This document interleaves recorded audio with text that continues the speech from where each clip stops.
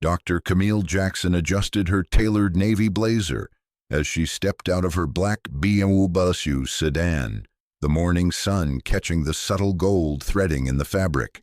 At 42, she commanded respect through presence alone, her natural hair styled in an elegant twist, diamond stud earrings glinting as she surveyed the crime scene.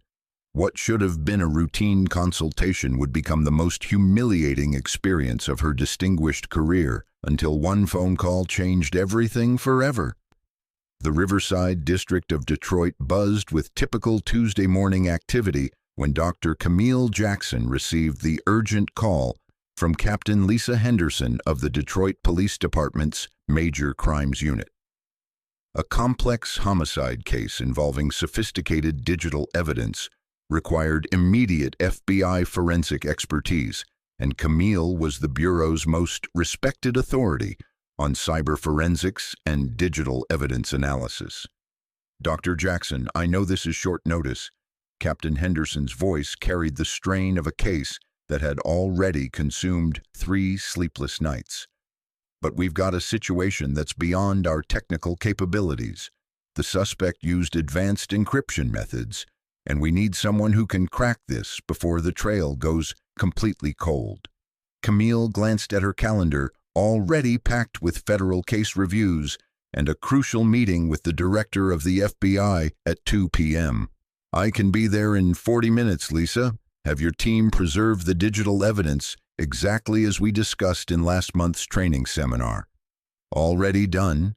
We've isolated the computer systems and documented the chain of custody meticulously.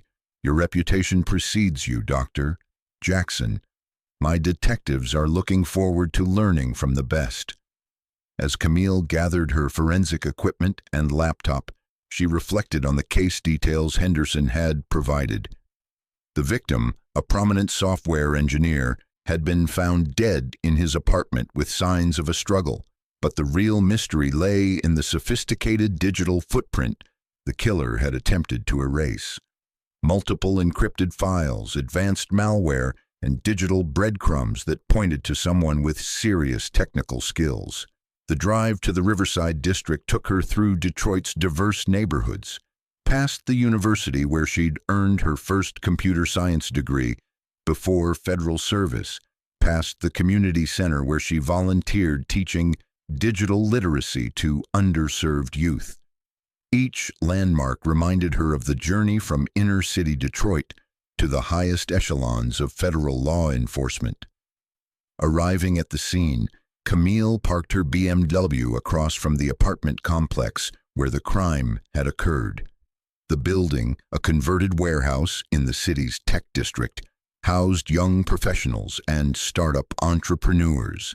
Police vehicles lined the street, their presence a stark reminder of the tragedy that had unfolded. As she stepped out of her car, Camille noticed the curious glances from nearby residents and business owners. A well-dressed black woman at a crime scene often attracted attention, sometimes welcome, sometimes not. She'd learned to navigate these situations with professional grace, letting her expertise and credentials speak louder than any assumptions. Camille opened her trunk and began removing her forensic equipment. A specialized laptop with advanced decryption software, digital evidence collection tools, portable servers for data analysis, and the tablet containing her FBI credentials and case files. Each piece of equipment represented years of training and millions of dollars in federal investment in cutting-edge technology. "Excuse me, miss," a sharp voice called from behind her. "This is a restricted crime scene area." Camille turned to see Officer Ryan Caldwell approaching, his stride aggressive, his expression already set in suspicion. At 38, Caldwell carried himself with the swagger of someone who believed his badge granted him authority over anyone he encountered. His uniform was impeccable, his boots polished to military precision, but his eyes held the hard edge of someone looking for confrontation. "Good morning, officer," Camille replied professionally, closing her trunk. "I'm Dr. Camille Jackson with the FBI. Captain Henderson requested my assistance with digital forensics on the homicide case. Caldwell's expression didn't soften. Instead, his gaze swept over her dismissively, taking in her expensive clothing and vehicle with obvious skepticism. FBI. You got identification for that claim? The question hung in the air, loaded with implication. Camille had been asked for identification countless times in her career, but something in Caldwell's tone suggested this wouldn't be a routine verification.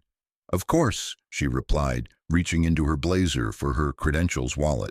The FBI badge and identification card were clearly visible as she extended them toward Caldwell. But instead of examining them properly, Caldwell barely glanced at the credentials before handing them back. These could be fake. A lot of people impersonate federal agents these days. Camille's eyebrows raised slightly. In 15 years of federal service, no law enforcement officer had ever questioned the authenticity of her FBI credentials after examination. Officer, my credentials are genuine, and I'm expected at the crime scene. Captain Henderson is waiting for my analysis. Captain Henderson didn't mention anything about FBI involvement to me, Caldwell stated flatly, though his radio had been silent since Camille's arrival. And I'm not seeing any official paperwork authorizing your presence here. A small crowd of residents and business owners had begun to gather, drawn by the increasingly tense exchange between the uniformed officer and the professionally dressed woman. Camille was acutely aware of the growing audience, knowing that whatever happened next would likely be recorded and shared across social media within minutes. Officer Caldwell, Camille said, reading his name tag, I can call Captain Henderson directly to confirm my authorization, or you can radio the Major Crimes Unit. My expertise is time-sensitive for preserving digital evidence. Don't tell me how to do my job, Caldwell snapped, his voice rising. I decide who gets access to this crime scene, and right now I'm not convinced you're who you claim to be. The confrontation had attracted the attention of other officers at the scene, but none approached to intervene. Some watched with curiosity, others with discomfort, but all seemed content to let Caldwell handle the situation as he saw fit. Camille maintained her composure, but internally, she recognized the familiar pattern developing. Despite her credentials, her expertise, her federal authority, she was being treated as a potential threat rather than a requested consultant. The expensive car, the professional attire, the confident demeanor that should have reinforced her credentials instead seemed to make Caldwell more suspicious. What kind of IT contractor shows up in a BMW? Caldwell asked loudly, his question clearly intended for the growing crowd of onlookers. Most tech support people I know drive beat-up Hondas. I'm not an IT contractor, Camille corrected firmly.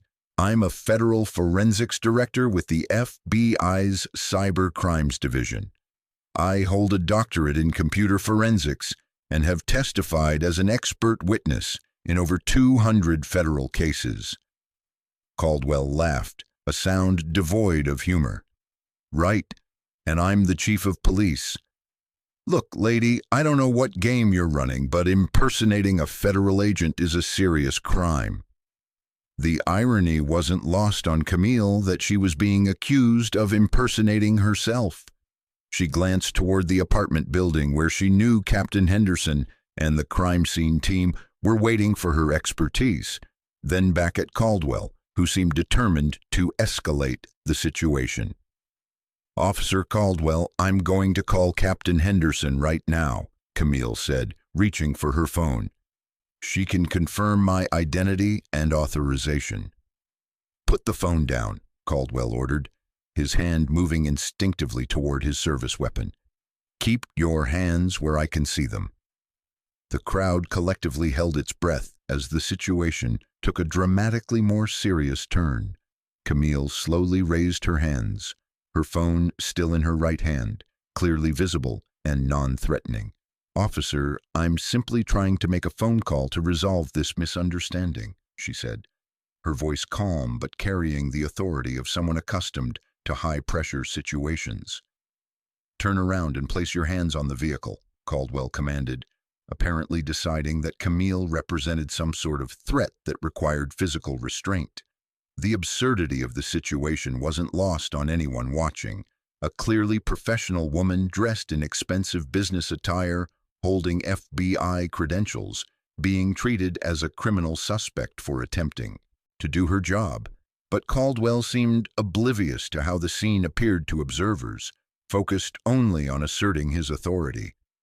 "This is completely unnecessary," Camille stated, but she complied with the order, placing her hands on her BMW while maintaining her dignity despite the humiliating position. Caldwell approached from behind, his movements aggressive and intimidating. "I'm going to search you for weapons and contraband," he announced. Anyone impersonating a federal agent might be carrying all sorts of illegal items. The search was conducted with deliberate roughness, Caldwell's hands invasive and unprofessional as he patted down her blazer, checking pockets with unnecessary force. From her purse, he removed her wallet, keys, phone, and a small evidence collection kit that all FBI forensic specialists carried. "What's this?" he demanded, holding up the evidence kit as though it were suspicious contraband. "Standard FBI forensic collection tools," Camille replied, her voice tight with controlled anger. "Exactly what you'd expect a federal forensics director to carry." Caldwell opened the kit, examining the sterile swabs, evidence bags, and digital storage devices with obvious confusion. To someone untrained in forensic procedures, the specialized tools might indeed look suspicious, but his determination to find something incriminating was clearly overriding any logical assessment. By now, multiple phones were recording the encounter. Business owners from the nearby tech companies had emerged to watch, many recognizing the expensive car and professional appearance as belonging to someone important.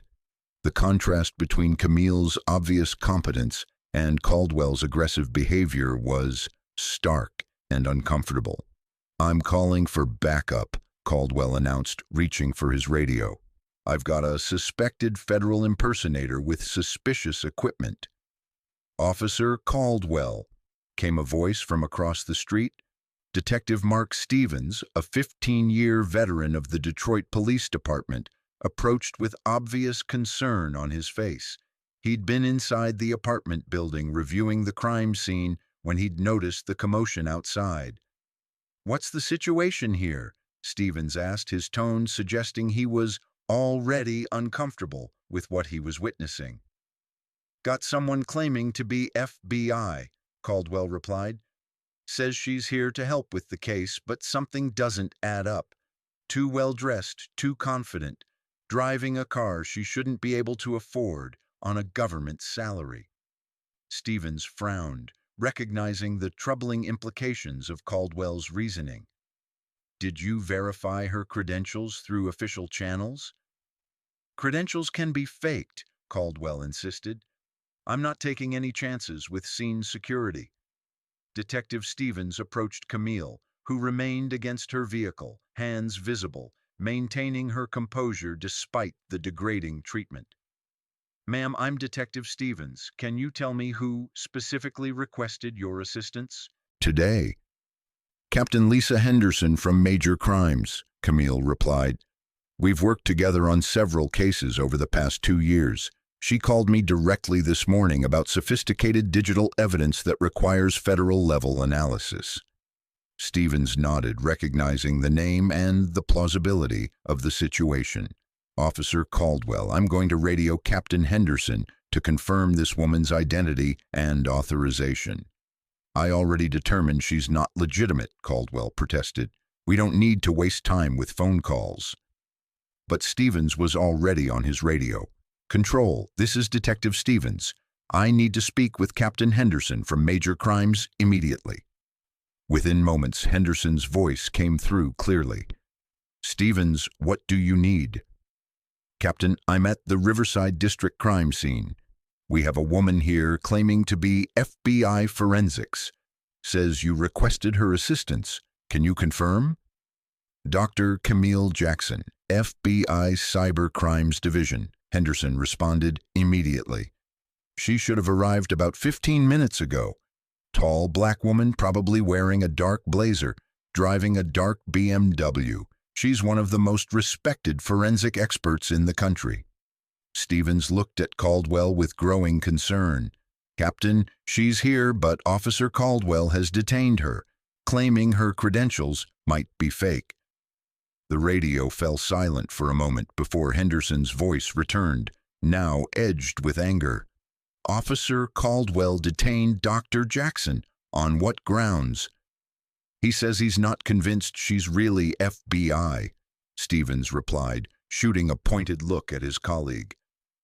Detective Stevens, Henderson's voice came through with unmistakable authority. Dr. Jackson is not only genuine FBI, she's the director of FBI forensic analysis for the entire Great Lakes region. She reports directly to the FBI deputy director.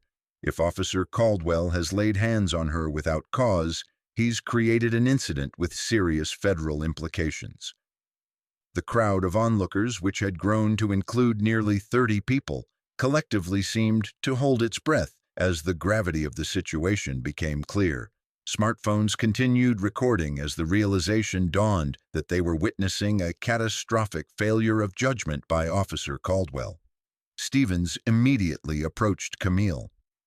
Dr. Jackson, I sincerely apologize for this misunderstanding. You're free to proceed to the crime scene. But Caldwell wasn't ready to back down. I still think something's not right here. Federal agents don't usually look like... He paused, seeming to realize he was about to say something that would make his motivations explicitly clear. Look like what, Officer Caldwell? Camille asked, finally turning around to face him directly. Her voice was steady, but there was steel beneath the professional courtesy. Caldwell's face flushed as he realized dozens of people were waiting for his answer, phones still recording. Look like they can afford expensive cars and clothes on government salaries, he finished weakly. Detective Stevens closed his eyes briefly, recognizing that his colleague had just made a statement that would likely end his career. The implication was clear to everyone present, and no amount of backtracking would erase what had been captured on multiple recordings.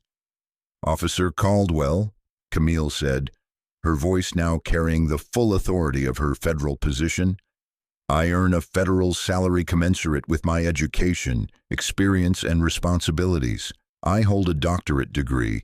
I manage a division of 200-plus specialists, and I testify regularly before Congress on matters of national cybersecurity.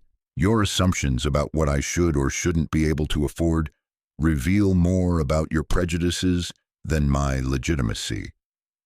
The crowd murmured approval, many nodding in agreement with her statement. The contrast between her dignified response and Caldwell's increasingly desperate attempts to justify his actions was stark and uncomfortable. Captain Henderson's voice came through Stevens' radio again. Detective, I'm en route to the scene now. Dr. Jackson's time is extremely valuable, and this delay has potentially compromised our investigation timeline. I want a full report on exactly what transpired. As they waited for the captain's arrival, the tension at the scene remained thick. Caldwell stood apart from the crowd, clearly aware that his actions had been recorded from multiple angles and that his career was likely in jeopardy. Camille gathered her forensic equipment, her movements professional but deliberate, making it clear that she was proceeding with her authorized duties despite the harassment. Several business owners and residents approached to offer support and apologize for what they had witnessed. The contrast in treatment was striking, with community members showing respect for her expertise and authority, while the police officer who should have been protecting and serving had instead chosen to humiliate and obstruct. Dr. Jackson, called a voice from the crowd. A young black man in his 20s had stepped forward. I'm Jerome Davis. I work at the startup incubator across the street. I just wanted to say thank you for handling that with such grace. You shouldn't have had to go through that." Camille nodded acknowledgement. "Thank you, Jerome. Unfortunately, this kind of situation isn't uncommon. The important thing is that justice ultimately prevails, and that incidents like this lead to meaningful change." Within minutes, Captain Henderson arrived on scene, her expression grim as she surveyed the crowd of onlookers and the obvious tension.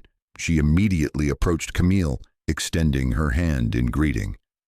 "Dr. Jackson, I cannot apologize enough for this situation. Officer Caldwell's actions were completely out of line and contrary to department policy and basic professionalism." "I appreciate that, Captain Henderson," Camille replied. "I'm more concerned about the investigation timeline than personal insults. Digital evidence degrades quickly, and every minute of delay potentially compromises the case." Henderson nodded, her respect for Camille's professionalism evident even in the aftermath of harassment. "Absolutely. Let's get you to the scene immediately. Officer Caldwell, report to my office immediately after your shift ends. We'll be having a very serious conversation about today's conduct." As Camille finally proceeded toward the crime scene, her forensic equipment in hand, she reflected on the morning's events. In 15 years of federal service, she'd faced skepticism, condescension, and outright discrimination, but rarely had it been so blatant and public. The irony wasn't lost on her that as the director of FBI forensic analysis, she had access to personnel files, performance records, and disciplinary actions for law enforcement officers across multiple jurisdictions. Officer Ryan Caldwell had just made himself a subject of federal interest in ways he couldn't possibly imagine. But first, she had a job to do. A complex homicide case awaited her expertise, and despite the morning's humiliation, her commitment to justice remained unwavering. As she entered the apartment building, Camille straightened her shoulders and prepared to demonstrate exactly why the FBI had entrusted her with one of its most critical forensic divisions. The real reckoning for Officer Caldwell would come later. Dr. Camille Jackson's journey to becoming one of the FBI's most respected forensic directors began in a place far removed from federal authority and prestigious credentials. Born and raised in Detroit's East Side, she was the youngest of 3 children raised by her grandmother, Dorothy Jackson, after her parents died in a car accident when Camille was 7 years old. Dorothy Jackson worked double shifts at Ford Motor Company's River Rouge plant, her hands permanently stained with industrial oil, her back bent from decades of assembly line work. Despite the physical demands of her job and the challenge of raising 3 grandchildren on a factory worker's salary, Dorothy never let her family forget the power of education. "Baby girl," Dorothy would say to young Camille as they sat at the kitchen table each evening, homework spread between them. "Your mind is the one thing nobody can ever take away from you. They might doubt you, they might try to limit you, but if you feed your mind with knowledge, you'll always have what you need to succeed." The neighborhood where Camille grew up was typical of many urban communities in the 1980s and 1990s. Economic challenges, underfunded schools, limited resources, but also strong community bonds and families determined to create better futures for their children. Dorothy made sure Camille understood both the obstacles she would face and the tools she would need to overcome them. When Camille was in 5th grade, the local community center received a donation of used computers from a downtown law firm. Most of the kids played simple games, but Camille was fascinated by how the machines worked, how typing commands could make things happen on screen, how information could be stored and retrieved.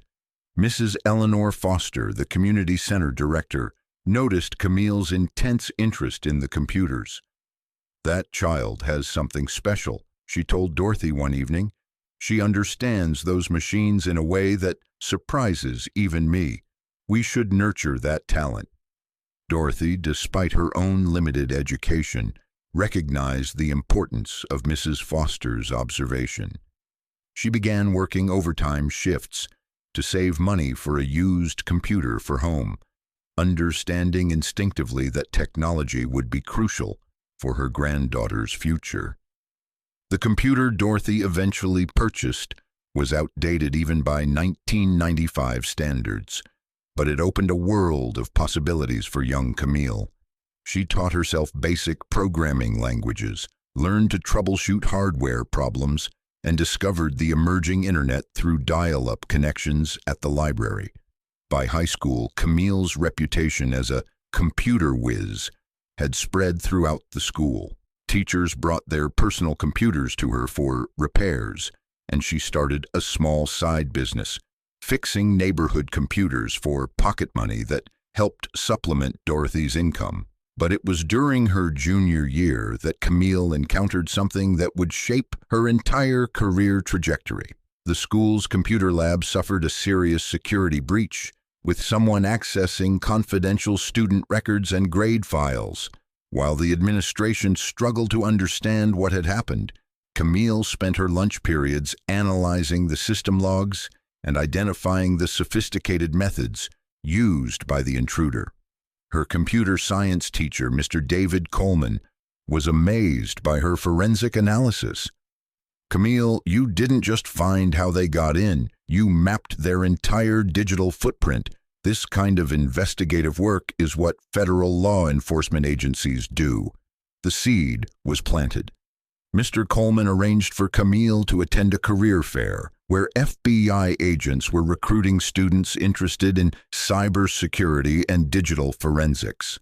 The agents were impressed by her self-taught skills and her analytical approach to complex problems.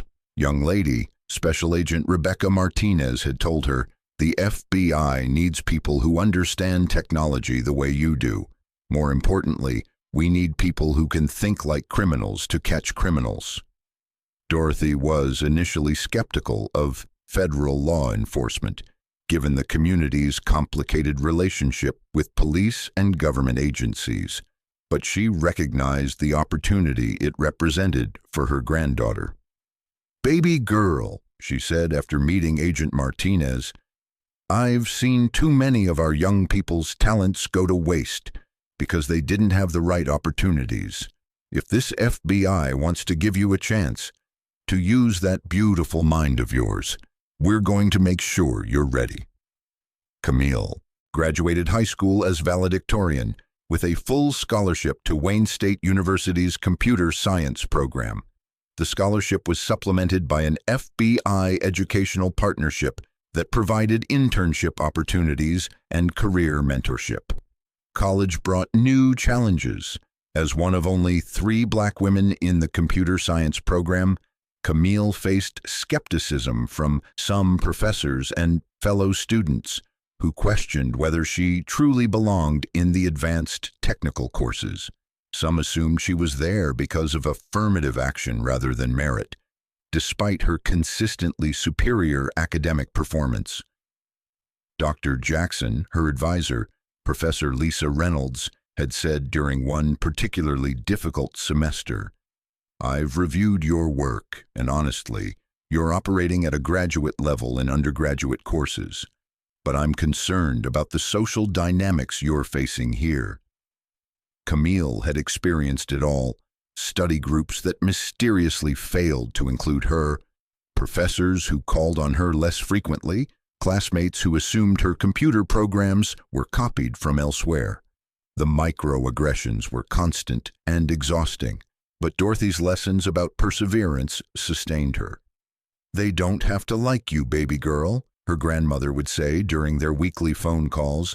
"They just have to respect your work, and eventually your work will speak so loudly they won't be able to ignore it." During her junior year, Camille's exceptional abilities came to national attention when she participated in a collegiate cybersecurity competition sponsored by the National Security Agency. Her team not only won the national championship, but Camille's individual performance in digital forensics broke competition records. The FBI took notice. Special Agent Martinez, who had stayed in touch throughout Camille's college years, called with an offer that would change everything. "Camille, the Bureau wants to fast-track you through our forensic training program. You'd start as a GS-13, which is unprecedented for a new college graduate. We need people with your skills, and frankly, we need more diversity in our leadership pipeline." The decision wasn't easy. Other opportunities existed: lucrative positions in private sector cybersecurity, graduate school offers from prestigious universities, but the opportunity to serve at the federal level and make a real difference in criminal justice appealed to Camille's sense of purpose. Dorothy was proud but worried. "Federal agents make enemies, baby girl. You sure you're ready for that kind of responsibility?" "Grandmother, you taught me that with great abilities come great obligations. If I can use my skills to catch criminals and protect people, that's what I need to do." Camille's FBI training at Quantico was intense and comprehensive. She excelled in the technical aspects, but also demonstrated unusual leadership abilities and investigative intuition. Her instructors noted that she had a unique ability to think like cybercriminals while maintaining the ethical framework necessary for law enforcement. Her first assignment was to the FBI's Detroit field office, bringing her full circle to the community where her journey had begun. Working major cybercrime cases, she quickly established a reputation for solving complex digital puzzles that stumped even experienced investigators. Within 3 years, Camille had been promoted to senior special agent and was leading the cybercrimes task force for the Great Lakes region. Her success rate in solving complex cases was unmatched, and her courtroom testimony had helped convict dozens of serious cybercriminals. But promotion also brought new challenges. As she rose through the FBI hierarchy, she encountered systemic barriers that reflected broader issues within federal law enforcement. Some colleagues questioned whether her rapid advancement was merit-based, while others made subtle comments about diversity initiatives. The most frustrating aspect was the constant need to prove herself repeatedly. Each new assignment, each new team, each new jurisdiction meant establishing credibility all over again. While her white male counterparts could rely on the presumption of competence that came with their FBI credentials, Camille often had to demonstrate her expertise before being taken seriously. Dr. Jackson, her supervisor, Assistant Director Thomas Kane, had said during one of her annual reviews, "Your technical skills are unquestionable, and your case clearance rate is the highest in your division. But some agents have mentioned that you can seem intimidating." The feedback was both maddening and familiar. Professional competence, when displayed by a black woman, was often reframed as intimidation rather than expertise. The same confidence that would be praised in a white male agent became problematic when exhibited by someone who didn't fit traditional expectations of federal authority. "Sir," Camille had replied carefully, "my job is to solve complex crimes and testify accurately about technical evidence. I'm not sure how to do that job effectively while also ensuring that everyone feels comfortable with my presence." Kane had the grace to look uncomfortable with his own feedback. "Point taken, Dr. Jackson. Continue doing the excellent work you're doing." By age 35, Camille had been promoted to Director of FBI Forensic Analysis for the Great Lakes region, overseeing a division of more than 200 specialized agents and civilian analysts. Her division had the highest case clearance rate in the country and had pioneered several innovative forensic techniques that were adopted bureau-wide. The promotion made her one of the highest-ranking black women in FBI history, but it also intensified scrutiny from both within and outside the organization. Some celebrated her achievement as evidence of progress in federal law enforcement diversity. Others questioned whether politics rather than merit had driven her advancement. "You know what the whispers are," her colleague and friend, Special Agent Zoe Franklin, had warned her. "Some people think you got promoted because the Bureau needed a poster child for diversity." Camille sighed. "Let them whisper, Zoe. My work speaks for itself. Every case I've closed, every conviction I've helped secure, every innovation my division has developed, those are the metrics that matter." But the whispers took their toll. The constant need to work twice as hard, to be twice as prepared, to demonstrate competence repeatedly while also being careful not to appear intimidating was exhausting. Success came with its own burdens when that success challenged other people's assumptions about who belonged in positions of authority. At 42, Dr. Camille Jackson had achieved everything she'd dreamed of. As a young girl fixing computers at the community center, she had a doctorate in computer forensics, commanded respect from international law enforcement agencies, and had testified before Congress on matters of cybersecurity and digital evidence. Yet as she stood outside that crime scene in Detroit, being questioned and searched by Officer Ryan Caldwell, none of her achievements mattered. In that moment, she wasn't Dr. Jackson, FBI Director.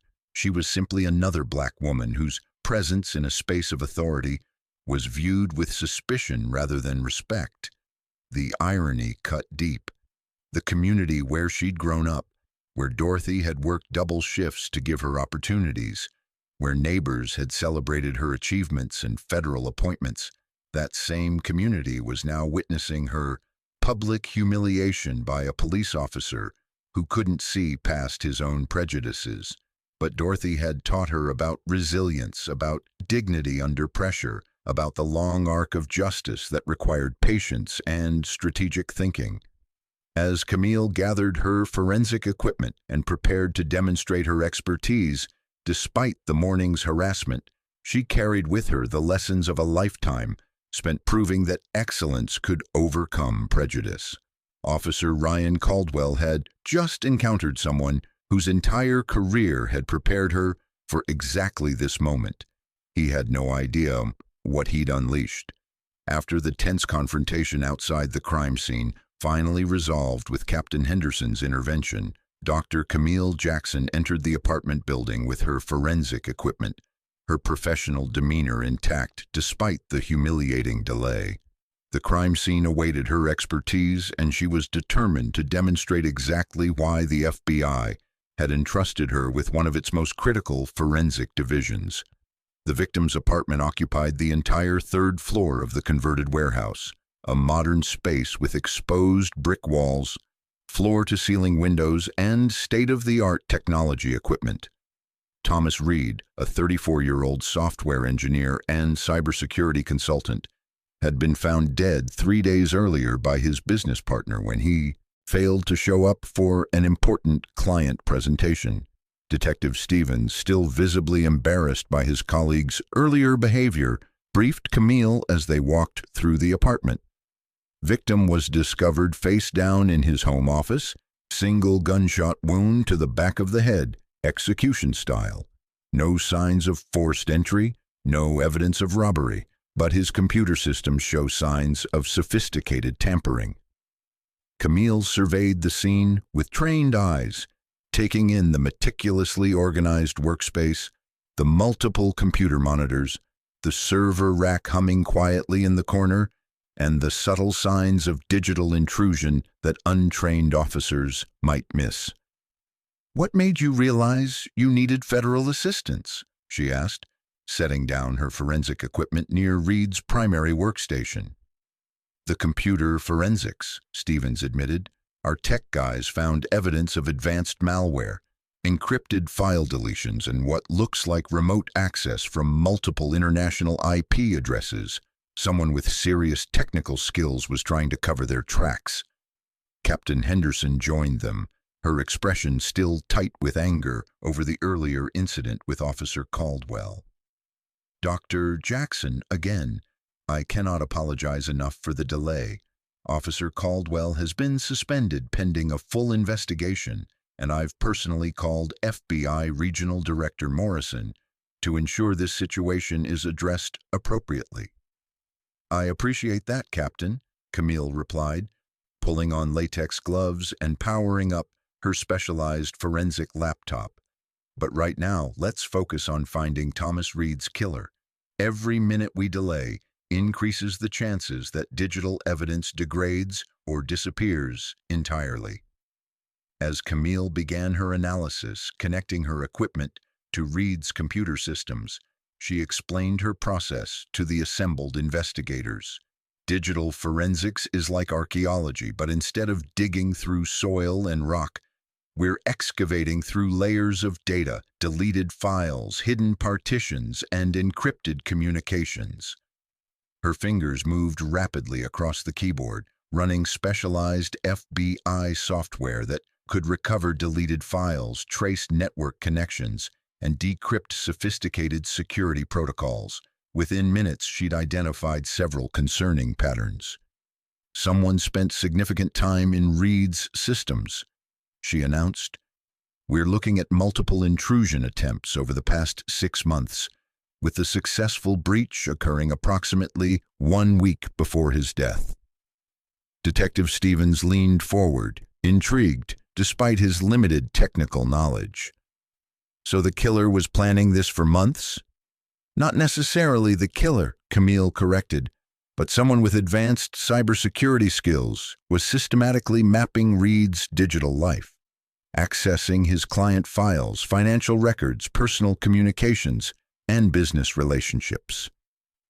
As her analysis deepened, Camille discovered something that made her pause. Hidden in Reed's encrypted files were communications with federal law enforcement agencies, including detailed reports about cyber criminal networks operating internationally. "Captain Henderson, I need to speak with you privately," Camille said, her tone indicating the gravity of what she'd discovered. They moved to the apartment's kitchen, away from the other investigators. "Thomas Reed wasn't just a cybersecurity consultant," Camille revealed quietly. "He was working as a confidential informant for multiple federal agencies, providing intelligence about international cybercrime syndicates." Henderson's eyes widened.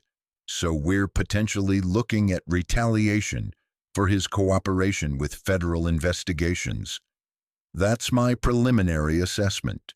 Reed had detailed files documenting money laundering operations, cyber criminal network structures, and planned attacks on American infrastructure. If the wrong people discovered his cooperation with federal authorities, that would certainly provide motive for murder."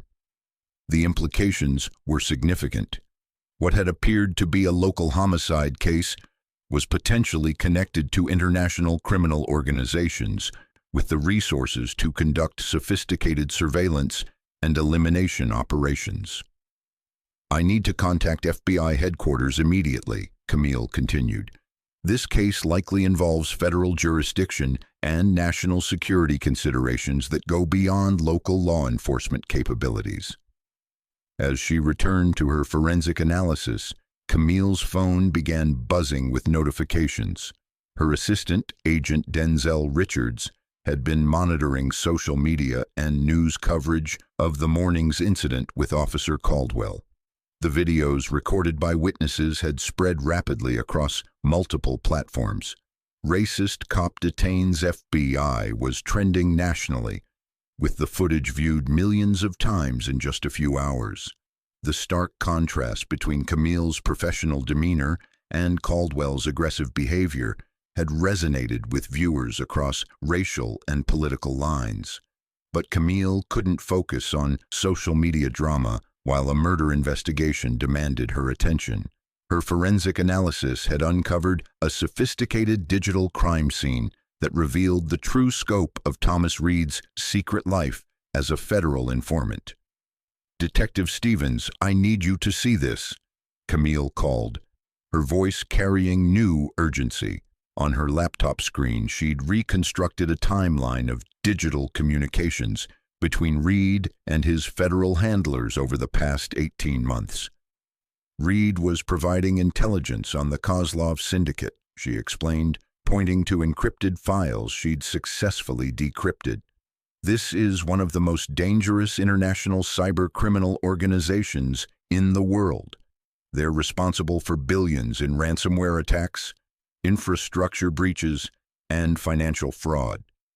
Stevens studied the screen with growing concern, and they found out he was working with federal agencies. Worse than that, Camille continued her analysis, revealing new layers of the conspiracy. Reed discovered that someone inside law enforcement was feeding information back to the Kozlov syndicate. He was preparing to expose a corrupt federal agent when he was killed. The revelation sent shockwaves through the assembled investigators. A corrupt federal agent working with international criminals represented a threat to national security that went far beyond a simple murder case. Captain Henderson immediately understood the implications. "Dr. Jackson, what do you need from us to pursue this investigation?" "First, we need to secure this entire apartment as a federal crime scene," Camille replied. "The evidence here connects to ongoing national security investigations that require the highest levels of security clearance." As she continued her digital excavation, Camille discovered Reed's most devastating revelation. Hidden in a partition encrypted with military-grade security protocols was a comprehensive dossier on the corrupt federal agent, complete with financial records, communications with criminal contacts, and detailed evidence of treasonous activities. "My God," Camille whispered as she reviewed the files. Reed identified Agent Marcus Hoffman from the FBI's Financial Crimes Division as the inside source. Hoffman has been selling federal investigation details to the Kozlov syndicate for over 2 years. The betrayal was staggering. Agent Hoffman had access to sensitive financial crime investigations, witness protection information, and federal asset seizure operations. His corruption had potentially compromised dozens of cases and put countless lives at risk.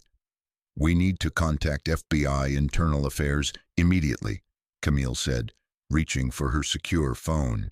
"Hoffman can't know we've discovered his involvement, or he'll flee the country and potentially expose every federal informant currently working against the syndicate." As she prepared to make the call, her regular phone continued buzzing with notifications about the viral videos of her encounter with Officer Caldwell. The irony wasn't lost on her that while the public was focused on one police officer's prejudiced behavior, she was uncovering corruption that threatened national security. Agent Denzel Richards called with updates on both situations. "Dr. Jackson, the video footage has reached mainstream media. CNN, Fox News, and MSNBC are all covering the story. The Detroit Police Department is facing intense pressure for explanations." "That's not my priority right now, Denzel," Camille replied. "I need you to initiate a code black investigation for Agent Marcus Hoffman, Financial Crimes Division, suspected corruption and treason in connection with the Kozlov syndicate." Richards's intake of breath was audible. Code black investigations were reserved for the most serious internal threats to national security. "Ma'am, that will require Director Morrison's direct authorization." "Then get Director Morrison on the phone immediately. I'll brief him personally on the evidence I have uncovered." As Camille continued her forensic analysis, she discovered the final piece of Reed's investigation.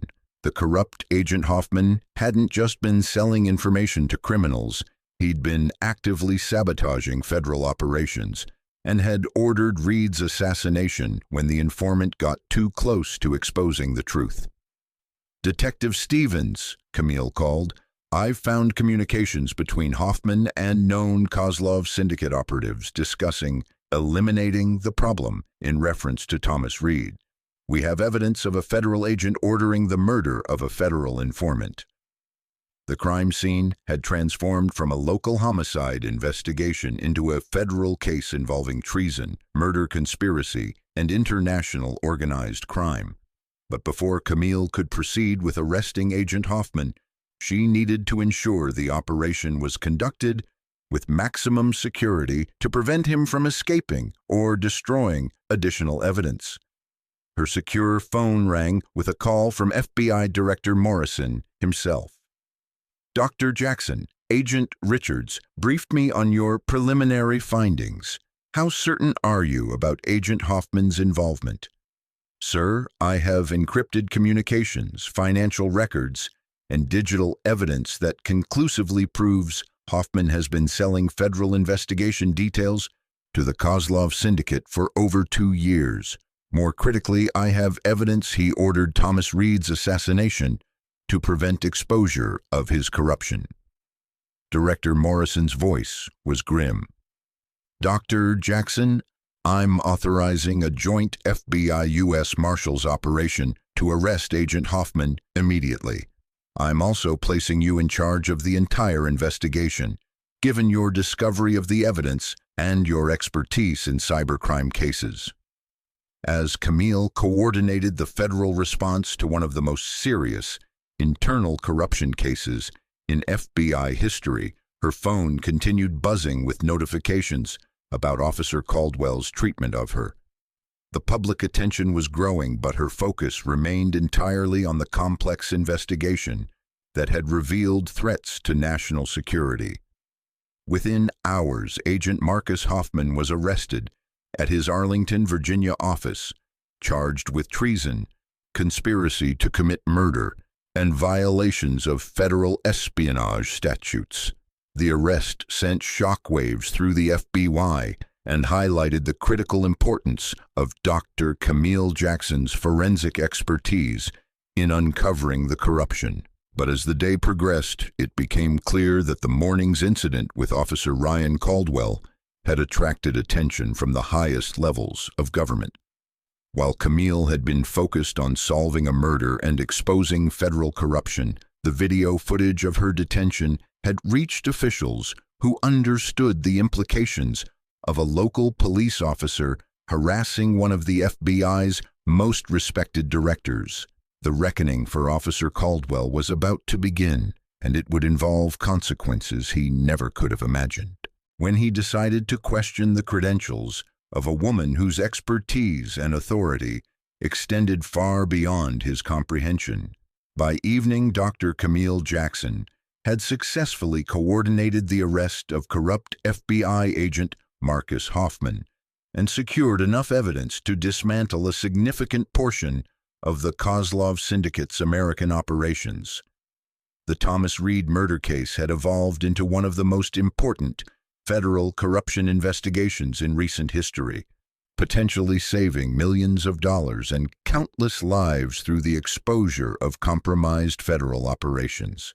But as Camille finally returned to her FBI field office to file her preliminary reports, she discovered that the morning's encounter with Officer Ryan Caldwell had attracted attention from the highest levels of law enforcement and government.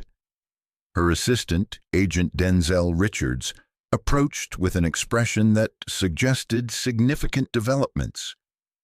Dr. Jackson, the incident this morning has escalated beyond anything we anticipated, he began. The video footage has been viewed over 50 million times across all platforms, and it's generated responses from federal officials, civil rights organizations, and international law enforcement agencies. Camille paused in her case documentation. Denzel, while I appreciate the public interest, my focus needs to remain on the federal corruption case we just broke open. Agent Hoffman's arrest is just the beginning of dismantling this syndicate. Ma'am, I understand, but FBI Director Morrison wants to brief you personally on the broader implications. The White House has also requested a full report on the incident, given your role in federal cybersecurity and the public attention the situation has generated. Before Camille could respond, her secure phone rang with a call from Director Morrison. Dr. Jackson, exceptional work today on the Hoffman case. Your forensic analysis likely prevented significant damage to national security. Thank you, sir. The investigation is ongoing, but we've secured the primary evidence and arrested the main perpetrator. Indeed. However, there's another matter we need to discuss. The incident this morning with the Detroit police officer has created a situation that requires federal attention. Officer Caldwell's treatment of you wasn't just unprofessional. It represents a broader pattern of behavior that affects federal law enforcement operations. Camille frowned. Sir, I'm not sure I understand the connection. Dr. Jackson, we've conducted a preliminary review of Officer Caldwell's record. Your encounter this morning wasn't an isolated incident. We've identified at least 12 cases over the past 3 years where Caldwell has interfered with federal investigations, questioned federal agent credentials, and created obstacles for federal law enforcement operations. The revelation was startling. What had seemed like a single incident of prejudiced behavior was apparently part of a pattern that had been undermining federal investigations for years. Director Morrison continued. More concerning, we've discovered that Officer Caldwell has been filing reports questioning the legitimacy of federal agents, particularly agents of color, and those reports have been used by criminal defense attorneys to challenge federal testimony in court cases. So his behavior has actually impacted criminal prosecutions? Camille asked. Exactly. At least 4 federal cases have been complicated by Caldwell's interference with federal agents, creating reasonable doubt about the credibility of federal evidence. His pattern of behavior has potentially allowed criminals to escape justice. The implications were staggering. Officer Caldwell's prejudiced treatment of federal agents hadn't just been personally insulting. It had been undermining the integrity of the federal justice system. There's more, Director Morrison added. We've also discovered financial irregularities in Officer Caldwell's personal accounts. Large cash deposits that don't correspond to his police salary, frequent travel to locations known for criminal activity, and associations with individuals under federal investigation. Camille's forensic mind immediately grasped the potential connections. Sir, are you suggesting Officer Caldwell might be involved in criminal activity himself? That's what we intend to find out. Dr. Jackson, given your expertise in financial forensics and your direct experience with Caldwell's behavior, I'm assigning you to lead the federal investigation into his activities. The assignment represented a dramatic reversal of the morning's power dynamic. The officer who had detained and humiliated Dr. Camille Jackson was now the subject of a federal investigation led by the very woman he had treated as a criminal. Sir, I want to ensure there are no conflicts of interest given this morning's incident, Camille said carefully. Dr. Jackson, your personal experience with Officer Caldwell actually provides valuable insight into his methods and behavior patterns. More importantly, your reputation for objectivity and thoroughness makes you the ideal investigator for this sensitive case. As Camille began reviewing the preliminary evidence against Officer Caldwell, she discovered a web of suspicious activities that suggested corruption far beyond simple prejudice. The financial irregularities Director Morrison had mentioned were extensive, with cash deposits totaling over $200,000 in the past 2 years that couldn't be explained by his police salary or legitimate sources. Agent Richards assisted in the analysis, pulling financial records, travel documents, and communication data that painted a disturbing picture of potential criminal behavior. Dr. Jackson, look at this, Richards said, highlighting a pattern of cash deposits that corresponded to dates when federal drug investigations had been compromised. Every time a federal operation was leaked to criminal targets, Caldwell received significant cash deposits within 48 hours.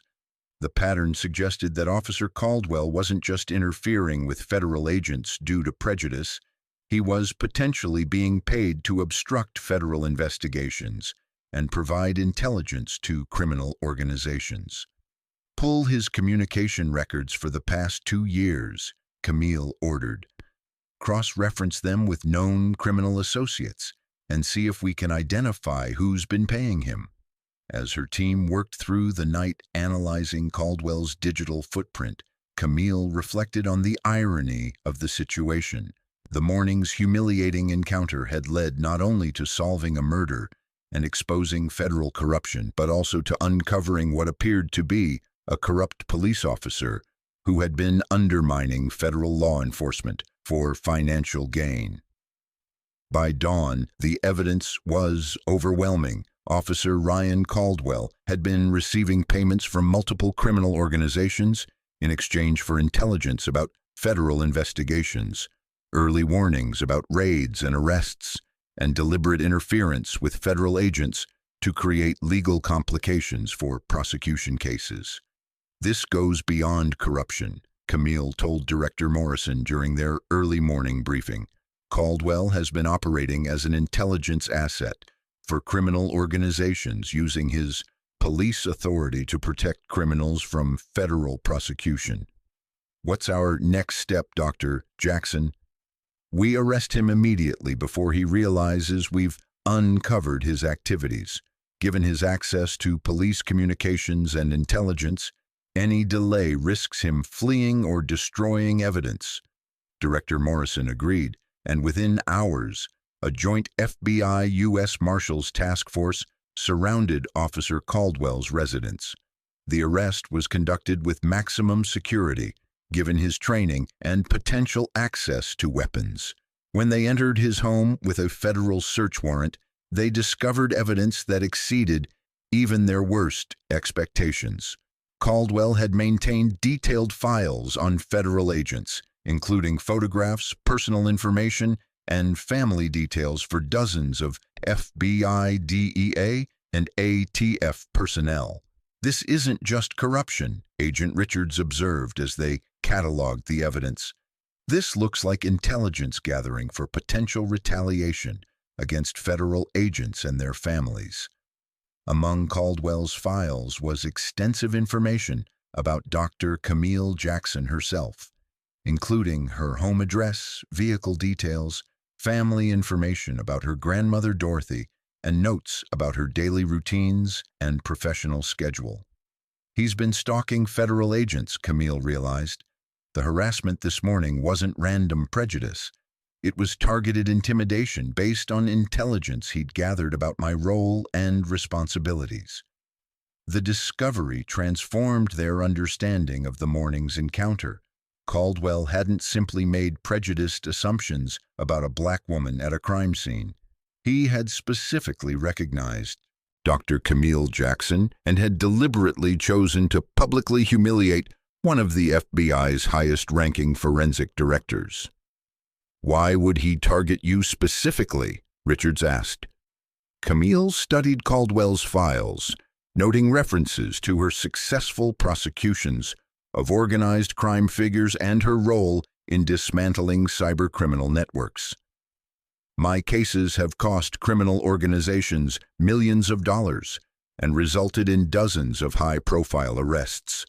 If Caldwell was being paid to interfere with federal operations, targeting me would be a significant blow to federal cybercrime investigations." The realization added a chilling dimension to the morning's events. What had appeared to be routine prejudice was actually a calculated attack on federal law enforcement by a corrupt officer working for criminal organizations.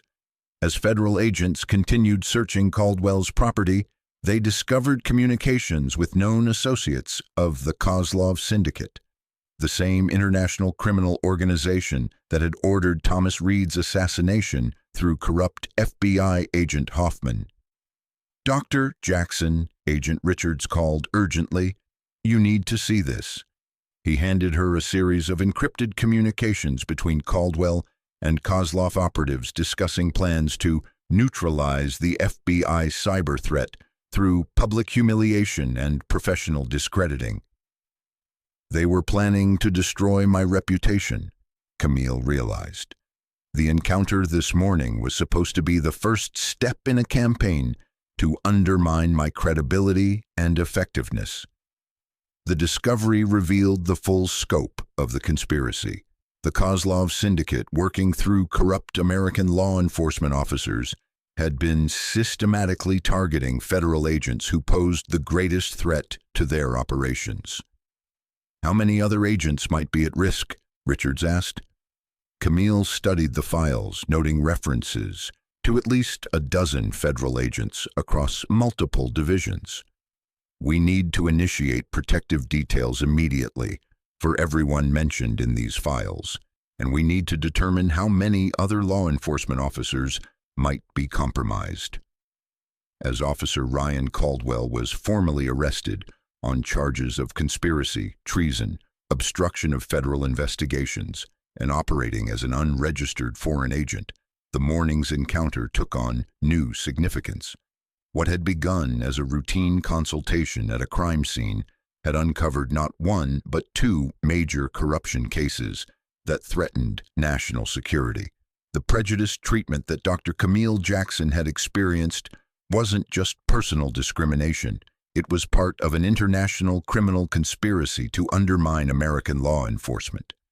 The reckoning for Officer Caldwell was far more severe than anyone could have imagined when the morning began. But the implications of what Dr. Jackson had uncovered would reverberate through law enforcement agencies nationwide, potentially exposing corruption that had been hidden for years. 3 weeks after the arrest of both corrupt FBI agent Marcus Hoffman and Officer Ryan Caldwell, Dr. Camille Jackson found herself in the unusual position of being briefed by FBI Director Morrison on the full scope of what her forensic investigation had uncovered. The morning's humiliating encounter at the Detroit crime scene had led to the exposure of an international conspiracy that reached the highest levels of American law enforcement.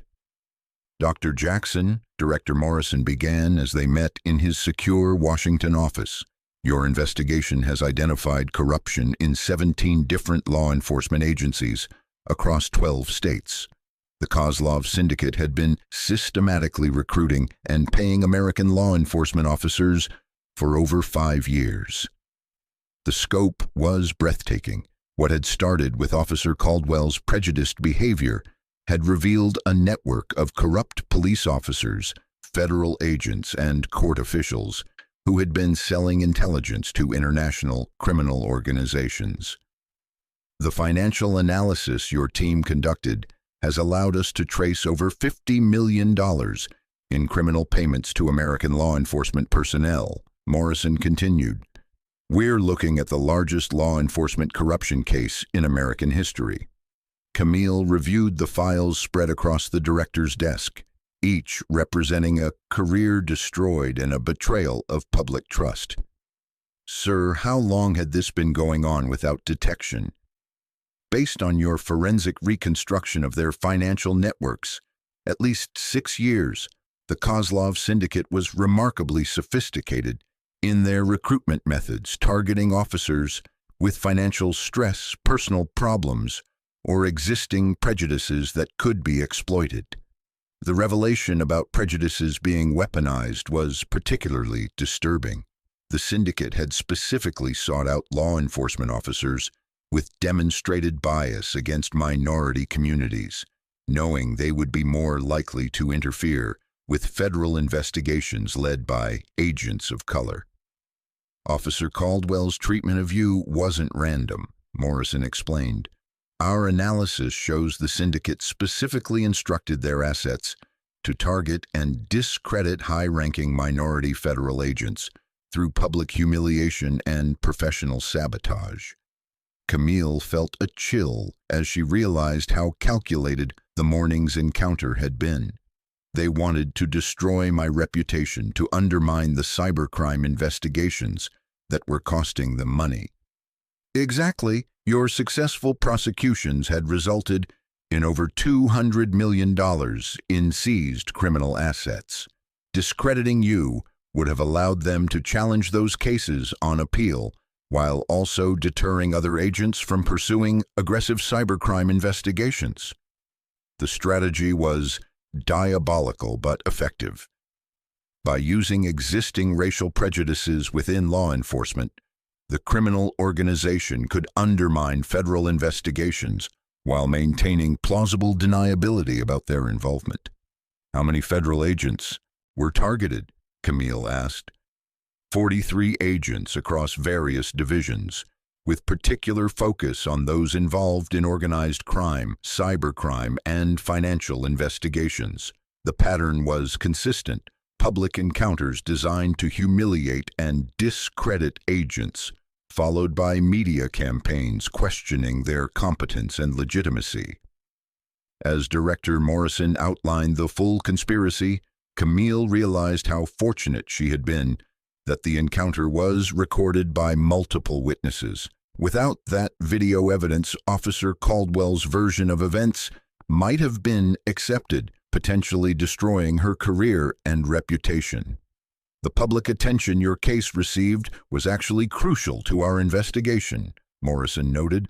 When the videos went viral, other federal agents came forward with similar experiences, allowing us to identify the pattern and trace it back to the syndicate. The viral nature of the incident had transformed what could have been an isolated case of discrimination into a nationwide reckoning with corruption in law enforcement. The hashtag #RacistCopDetains FBI had evolved into #Federal Corruption Exposed as the full scope of the conspiracy became public. Dr. Jackson, there's one more development you need to know about, Morrison continued. The Department of Justice has decided to create a new Federal Integrity Division specifically focused on investigating corruption within law enforcement agencies. They want you to head the division. The offer was both an honor and a recognition of how her expertise had uncovered corruption that might have remained hidden for years. Leading the Federal Integrity Division would represent the pinnacle of law enforcement career achievement. Sir, I'm honored by the offer, but I want to ensure this isn't just a response to the publicity surrounding the Caldwell incident. Dr. Jackson, your qualifications for this position have nothing to do with publicity and everything to do with your investigative skills, forensic expertise, and demonstrated ability to uncover complex criminal conspiracies. The fact that you can also serve as a symbol of integrity in law enforcement is simply an additional benefit. As Camille considered the offer, she thought about her grandmother Dorothy, who had worked double shifts to provide opportunities that seemed impossible for a young black girl from Detroit's East Side. Dorothy's lessons about perseverance and dignity under pressure had prepared her for moments like this.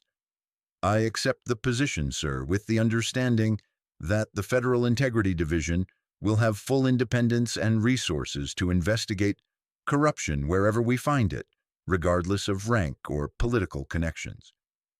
Agreed completely. Dr. Jackson, you've earned the right to demand those conditions. 3 months later, Dr. Camille Jackson stood before a packed auditorium at FBI headquarters addressing the inaugural class of Federal Integrity Division agents. The division had attracted top investigators from across the country, all committed to rooting out corruption that threatened the integrity of American law enforcement.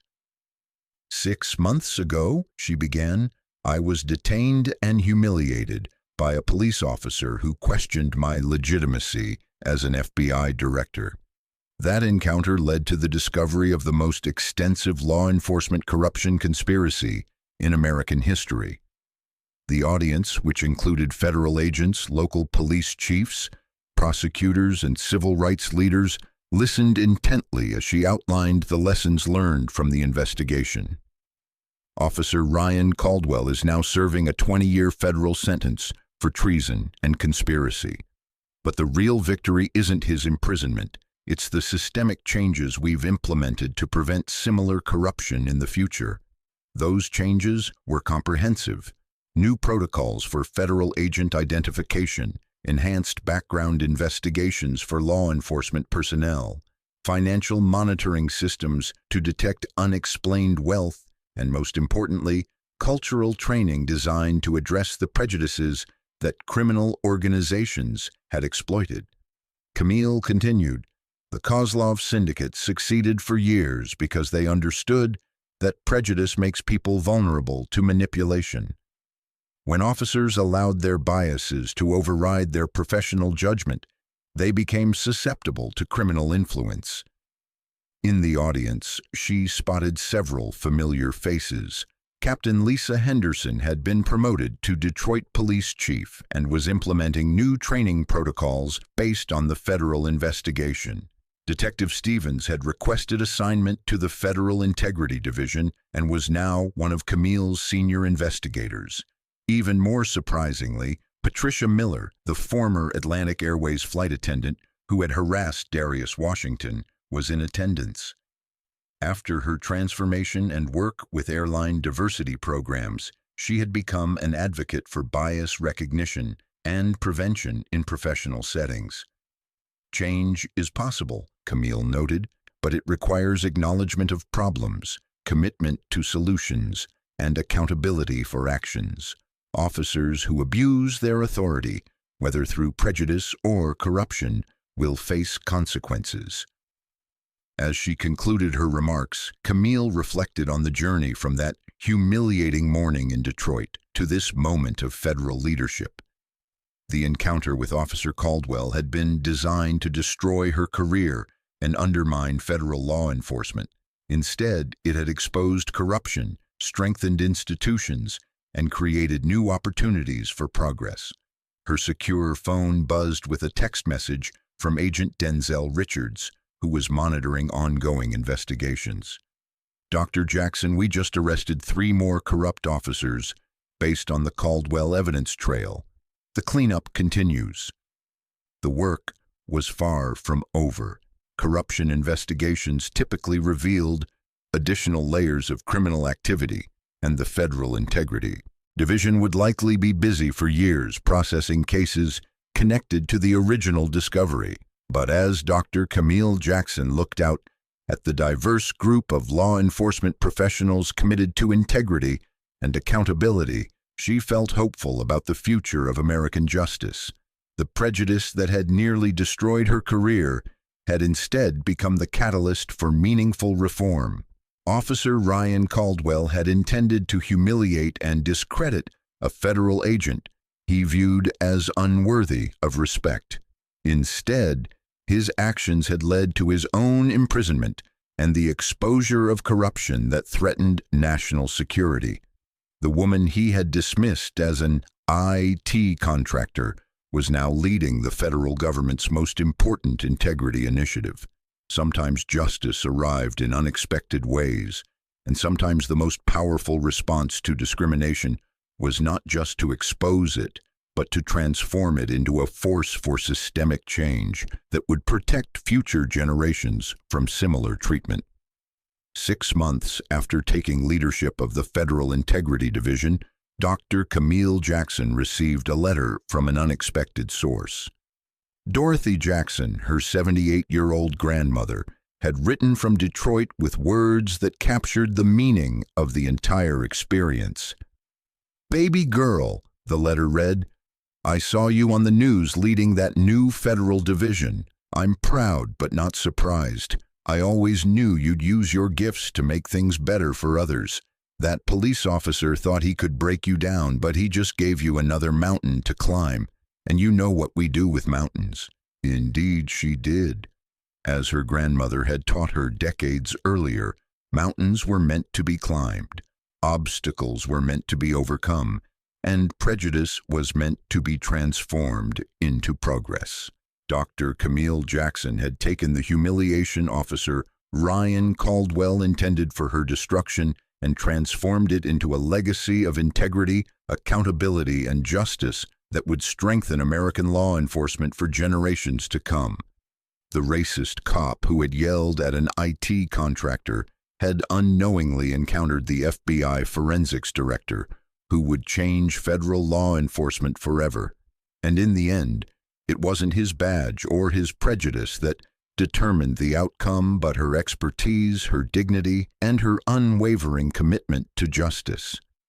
This powerful story reminds us that discrimination often reveals more about the perpetrator than the victim, and that true strength lies not in avoiding such encounters, but in how we respond to them when they occur.